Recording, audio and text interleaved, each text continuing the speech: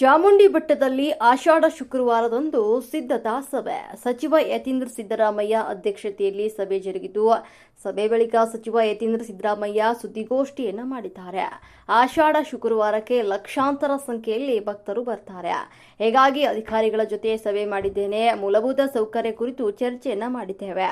ಕಳೆದ ಬಾರಿ ಕೆಲವು ಸಮಸ್ಯೆಗಳು ಉಂಟಾಗಿದ್ದು, ಶುಕ್ರವಾರ, ಶನಿವಾರ, ಭಾನುವಾರ ಚಾಮುಂಡಿ ಬೆಟ್ಟಕ್ಕೆ ಖಾಸಗಿ ವಾಹನಗಳ ನಿಷೇಧವನ್ನು ಹೇರಲಾಗಿದೆ. 100 ಹಾಗೂ 2,000 ಟಿಕೆಟ್ ವ್ಯವಸ್ಥೆ ಮಾತ್ರ ಇರ್ತಾ ಇದ್ದು, 2,000 ಟಿಕೆಟ್ ಪಡೆದವರಿಗೆ ಪ್ರತ್ಯೇಕ ಬಸ್ ವ್ಯವಸ್ಥೆಯನ್ನು ಮಾಡಲಾಗಿದೆ. ವಿವಿಐಪಿಗಳಿಗೆ ಪ್ರತ್ಯೇಕ ಸಮಯ ನಿಗದಿ ಮಾಡಿದ್ದೇವೆ. ಬೆಳಗ್ಗೆ 5:30ರಿಂದ 9:30 ವೇಳೆಯಲ್ಲಿ ವಿಐಪಿಗಳಿಗೆ ದರ್ಶನ ವ್ಯವಸ್ಥೆ ಕೂಡ ಇರ್ತದೆ. ಮೆಟ್ಟಿಲು ಮೂಲಕ ಬರುವಂತಹ ಭಕ್ತಾದಿಗಳಿಗೆ ಮಜ್ಜಿಗೆ, ಕುಡಿಯುವ ನೀರಿನ ವ್ಯವಸ್ಥೆ ಮಾಡಲಾಗ್ತಾ ಇದೆ. ಈ ಆಪ್ ಮೂಲಕ 2,000 ಟಿಕೆಟ್ ಖರೀದಿಗೆ ಅವಕಾಶ ನೀಡಿದ್ದು, ಸುದ್ದಿಗೋಷ್ಠಿಯಲ್ಲಿ ಸಚಿವ ಯತೀಂದ್ರ ಸಿದ್ದರಾಮಯ್ಯ ಹೇಳಿಕೆ.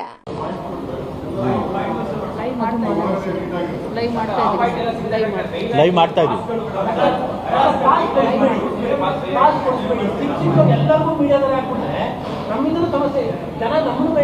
ಇಲ್ಲ, ಯಾರಾದ್ರೂ ಬರ್ಬೇಕಲ್ಲ, ಏನಾದ್ರು ಜನರನ್ನ ಕೇಳೋದಕ್ಕೆ, ವ್ಯವಸ್ಥೆ ನೋಡಕ್ಕೆ, ಅವ್ರ ಕಡೆ ನೋಡ್ಕೊಳ್ತಾರೆ. ಸಿಕ್ಕವ್ರು ಎಲ್ಲರಿಗೂ ಇಲ್ಲ. ಅದನ್ನ ಲಿಮಿಟೆಡ್ ಆಗಿ ಮೊದಲೇ ಪರ್ಮಿಷನ್ ತಗೊಂಡು ಯಾರು ತಗೊಂಡಿರ್ತಾರೆ ಅಂಥವ್ರಿಗೆ ಪಾಸ್ ಕೊಟ್ಟು ಮಾಡಿಸ್ಬೇಕು.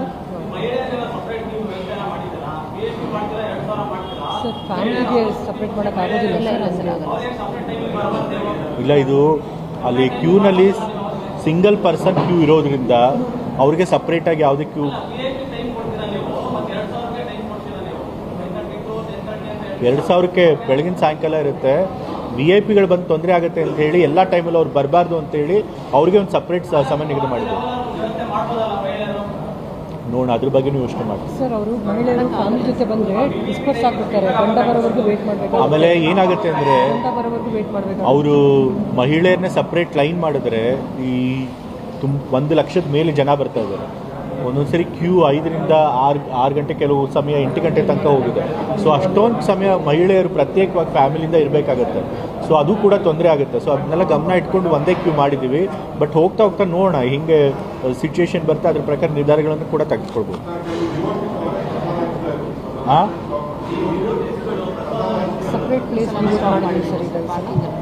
ಈಗ ಡಿಒಟಿಗಳು ತಾವೇ ಬಂದು ಸೇವಾರ್ಥವಾಗಿ ಪ್ರಸಾದ ಕೊಡಬೇಕು ಅಂತಂತಂದರೆ ಕೆಳಗಡೆ ಲಲಿತ್ ಮಹಲ್ ಪಾರ್ಕಿಂಗ್ ಇರುತ್ತಲ್ಲ, ಅಲ್ಲಿ ಮಾತ್ರ ಕೊಡಬೇಕು ಅಂತ ಹೇಳಿ ನಾವು ಹೇಳಿದ್ವಿ. ಇಲ್ಲ, ಯಾರಿಗೂ ಕೂಡ ಬೆಟ್ಟದ ಮೇಲೆ ಅವಕಾಶ ಮಾಡಿಕೊಡ್ತಿಲ್ಲ. ಕೆಳಗಡೆ ಪಾರ್ಕಿಂಗ್ ಜಾಗದಲ್ಲಿ ಎಲ್ಲರೂ ಕೂಡ ಅಲ್ಲೇ ಪಾರ್ಕ್ ಮಾಡಿ ವೆಹಿಕಲ್ಸ್ ಮೇಲೆ ಹೋಗೋದ್ರಿಂದ ಎಲ್ಲ ಭಕ್ತಾದಿಗಳು ಅಲ್ಲಿ ಬಂದೇ ಬರ್ತಾರೆ. ಸೊ ಹಾಗಾಗಿ ಸೇವೆ ರೂಪದಲ್ಲಿ ಅವರಿಂದ ಪ್ರಸಾದ ಹಂಚಬೇಕು ಅಂದರೆ ಅಲ್ಲೇ ಮಾಡಬೇಕು ಅಂತ ಕೂಡ ಹೇಳಿದ್ರು.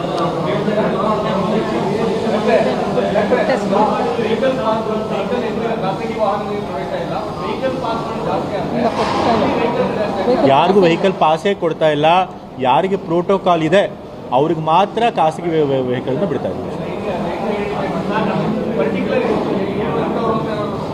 ಇಲ್ಲ, ಪ್ರೋಟೋಕಾಲ್ ಇರುತ್ತೆ. ಕೆಲವ್ರಿಗೆ ಮಿನಿಸ್ಟ್ರಿಗಳಿಗಿರುತ್ತೆ, ಮಂತ್ರಿಗಳಿಗಿರುತ್ತೆ, MLA ಗಳಿಗಿರುತ್ತೆ.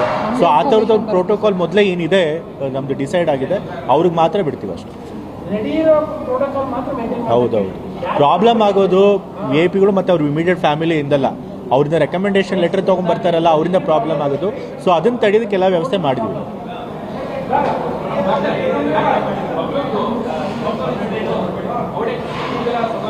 ಎಲ್ಲಿ?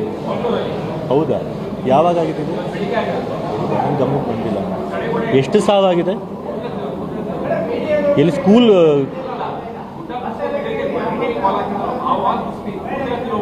ಹೌದಾ? ಗೊತ್ತಿಲ್ಲ. ಆ ತಡೆಗೋಡೆ ಯಾವಾಗ ಕಟ್ಟಿರೋದು, ಎಷ್ಟು ವರ್ಷಗಳಾಗಿದೆ, ಶಿಥಿಲ ಆಗಿತ್ತಾ ಅಥವಾ ಹೊಸದಾಗಿ ಕಟ್ಟಿ ಏನಾದರೂ ಕ್ವಾಲಿಟಿ ಸರಿ ಇಲ್ವಾ, ಅದೆಲ್ಲ ನನಗೇನು ಗೊತ್ತಿಲ್ಲ, ಮಾಹಿತಿ ಇಲ್ಲ. ಬಟ್ ಅಫ್ಕೋರ್ಸ್ ಇದು ದುರದೃಷ್ಟಕರ. ಈ ಥರ ಎಲ್ಲ ಆಗಬಾರ್ದಾಗಿತ್ತು. ಅಧಿಕಾರಿಗಳಲ್ಲಿ ಯಾರು ಸಂಬಂಧಪಟ್ಟಿರ್ತಾರೆ ಮತ್ತು ಅಲ್ಲಿ ಸಚಿವರು ಯಾರು ಸಂಬಂಧಪಟ್ಟಿರ್ತಾರೆ, ಖಂಡಿತ ಇದನ್ನು ಗಮನಕ್ಕೆ ತೆಗೆದುಕೊಂಡು ಅದರ ಬಗ್ಗೆ ಮಾಹಿತಿ ಪಡ್ಕೊಳ್ತಾರೆ. ಸರಿಯಾಗಿ ಮಾಹಿತಿ ಇಲ್ಲ ಅಂದರೆ ತನಿಖೆ ಮಾಡಿ ಅದಕ್ಕೆ ಏನು ಕ್ರಮ ತೆಗೆದುಕೊಳ್ತಾರೆ.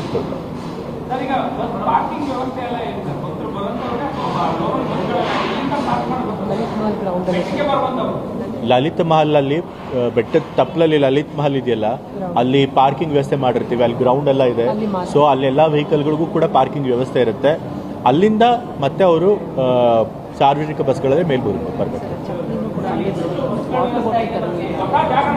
ಆಮೇಲೆ ಸಂಪೂರ್ಣವಾಗಿ ಪ್ಲಾಸ್ಟಿಕ್ ಮುಕ್ತ ಮಾಡಬೇಕು ಅಂತ ಕೂಡ ಹೇಳಿದ್ವಿ. ಸೊ ಹಾಗಾಗಿ ಯಾರಾದರೂ ಭಕ್ತಾದಿಗಳು ಪ್ಲಾಸ್ಟಿಕ್ ನೀರಿನ ಬಾಟ್ಲ್ ಏನು ತಂದಿದ್ರೆ ಅದನ್ನು ಕೂಡ ಪಾರ್ಕಿಂಗ್ ಫೆಸಿಲಿಟಿನಲ್ಲೇ ಇಡಿಸ್ಬಿಡ್ತೀವಿ. ಸೊ ಯಾರು ಕೂಡ ಮೇಲ್ಗಡೆ ಪ್ಲಾಸ್ಟಿಕ್ ತರೋಂಗಿಲ್ಲ, ಆ ರೀತಿ ಕೂಡ ಮಾಡಿದ್ವಿ.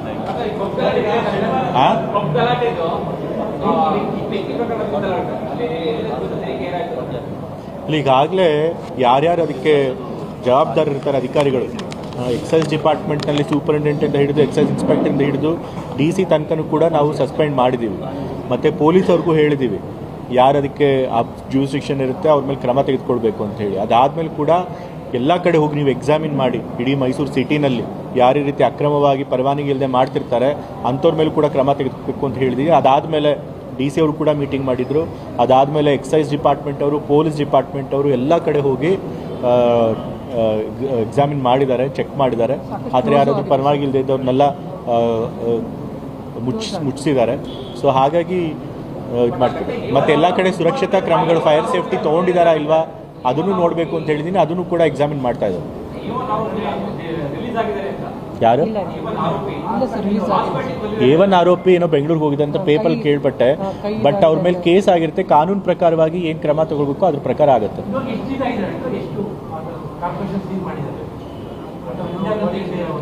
ಕಮಿಷನರ್ ಅವರೇ, ನೀವೇನಾದರೂ ನಮ್ಮಿಂದ ಟೋಟಲ್ ಎಲ್ಲ ಝೋನ್ಸಲ್ಲಿ ಮುಚ್ಚಿಸಿದೀವಿ ಸರ್. ಇಲ್ಲಿ ವೈಲೇಷನ್ ಆಗಿ ಮಾಡಿದಾರಲ್ಲ, ಎಷ್ಟು ಮುಚ್ಚಿಸಿದ್ದೀರಿ ಅಂತ ಕೇಳ್ತಾರೆ. 18ಕ್ಕಿಂತ ಜಾಸ್ತಿ ಅಂತ ರೆಸ್ಟೋರೆಂಟ್ನ ನಾವು ಮುಚ್ಚಿಸಿದ್ವಿ ಸರ್. ಪೊಲೀಸ್ ಡಿಪಾರ್ಟ್ಮೆಂಟ್ ಅವ್ರು ನೀವು ಯಾವುದಾದ್ರು ನೋಡಿ, ನಾವೇ ಇವ್ರ ಜೊತೆ ಹೋಗ್ತೀವಿ. ನೀವು ಜೊತೆ ಹೋಗಿ ಮಾಡಿ. ಹಾಂ,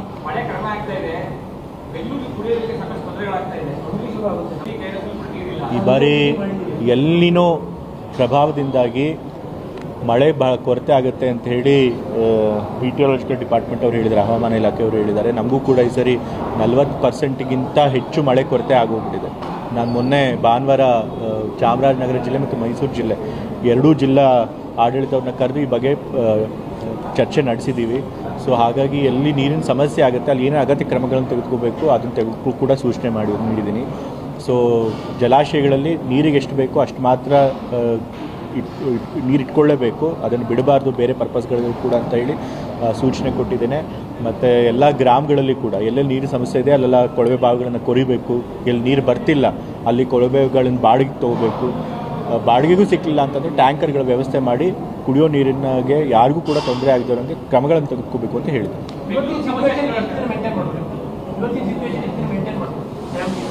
ಈಗ ಗೊತ್ತಿಲ್ಲ, ಕೊಳವೆ ಬಾವಿಗಳು ಬಂದರೆ ನಮಗೆ ಗೊತ್ತಿರೋ ಪ್ರಕಾರ ನಮ್ಮ ಇಡೀ ಡಿಸ್ಟ್ರಿಕ್ಟ್ ಚಾಮರಾಜನಗರ ಮೈಸೂರು ಗ್ರೀನ್ ಝೋನಲ್ಲಿದೆ.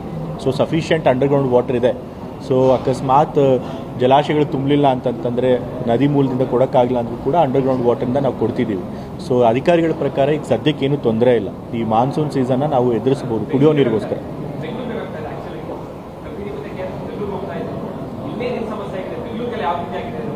ಇಲ್ಲ, ಇಲ್ಲಿಗೆ ಫಸ್ಟು ನೀರಿಂದು ಇಟ್ಕೊಂಡು ಎಷ್ಟು ಇಟ್ಕೋಬೇಕು ಇಟ್ಕೊಂಡೇ ಬೇರೆಗೆ ಬಿಡಬೇಕು ಅಂತ ಹೇಳಿ ಸೂಚನೆ.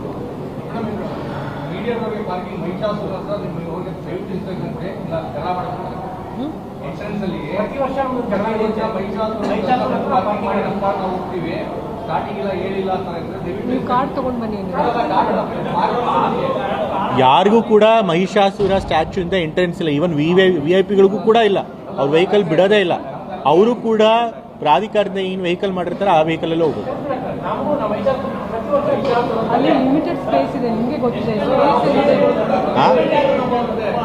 ಟೂ ವೀಲರ್ ತಗೊಂಡು ಈಗ ಹೇಳಕ್ ಬರಲ್ಲ ಎಷ್ಟು ಜನ ಭಕ್ತಾದಿಗಳು ಬರ್ತಾರೆ ಅನ್ನೋದ್ರ ಮೇಲೆ ಡಿಪೆಂಡ್ ಆಗುತ್ತೆ. ಭಕ್ತಾದಿಗಳು ಕಮ್ಮಿ ಇದ್ದಾಗ ಪ್ರತಿಯೊಬ್ಬರಿಗೂ ಹೆಚ್ಚು ಸಮಯ ಸಿಗುತ್ತೆ. ತುಂಬ ಜನ ಬಂದಾಗ ಅದನ್ನ ಮ್ಯಾನೇಜ್ ಮಾಡೋಕ್ಕೆ ಎಲ್ಲರಿಗೂ ಕೂಡ ದರ್ಶನ ಸಮಯ ಕಮ್ಮಿ ಮಾಡಲೇಬೇಕು.